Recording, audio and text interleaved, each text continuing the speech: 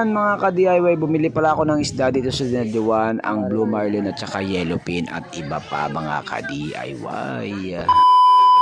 At mga ka-DIY, pag-uwi namin dito sa hotel, sa aming pinag-check-outan, galing po kami sa Pangpang na naligo. So naabutan namin si Uno at saka si Apollo na tumatay si Apollo. Si Uno ay chill na chill lang dyan sa mismo yan kasing bed. Pusa na yan mga ka-DIY, parang tao yan, advance na advance at saka chill na chill lang lagi mga ka-DIY. Kaya bilib ako dyan kay Uno. Chill na chill si Uno, yan naman, busy naman si Apollong tumatae dyan sa cat litter niya mga ka-DIY. Dahil taing-tain na yata mga ka-DIY. Yan, sige, tabunan mo yung tayo, napakabaho. Mga ka-DIY, nagpunta pala kami sa public market para bumili po ng mga babaunin namin or mga ibibigay namin sa pag-uwi sa Isabela. So bumili pala ako ng mga pindang-pindang dyan mga ka-DIY kasi masarap yung iprito sa umaga. Kami pala silang klase, 300 daw mga ka-DIY, fresh, napakaganda at napakasarap po niyan mga ka-DIY. Siyempre hindi mawawala mga ka-DIY ang matatamis na masarap din kainin habang nag-merienda or pagkatapos kumain, magmerienda ka at siyempre mga ka-DIY, hindi mawawala ang aming couple, no? Napakaganda kasi ng couple na yan, yung dalawang t-shirt na yan, kaya kinuha na namin mga ka-DIY. So tingnan nyo mga ka-DIY, sinuot ko na aming couple t-shirt. Siyempre, lagi pa may pinupuntahan kami, kailangan namin ng remembrance para kahit paano meron pong remembrance sa lahat ng aming out pala kay ate na nagbigay ng discount dyan sa tabi ng market po sa Dinadyawan. Thank you ate sa discount mo sa couple t-shirt. So yan ang pinakamaganda ka dito, masarap pong bumili ng mga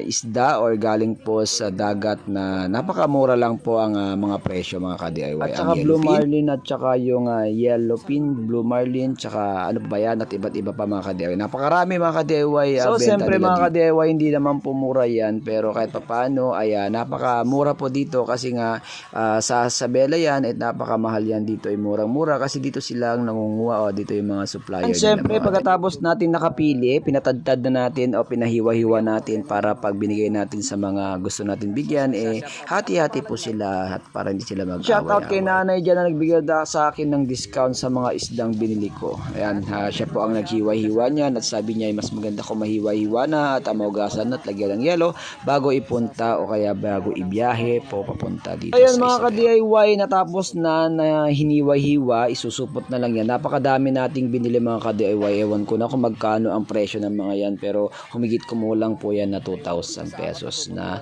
binili ko dyan sa market po ng Dinadyawan. So yan, tapusin ko nating video na to, ang ating video para po sa pagbili natin ng mga isda dito sa Dinadyawan. So thank you for watching mga ka-DIY. So diretso na rin kami sa hotel bago kami umalis dyan sa Dinadyawan mga ka-DIY. And shoutout pala kay ate sa nagpa-shoutout dyan, galing po sa Dinadyawan o taga Dinadyawan po sila mga ka-DIY. So thank you for watching mga ka-DIY. God bless. Punta na kami sa hotel ulit. Bye-bye!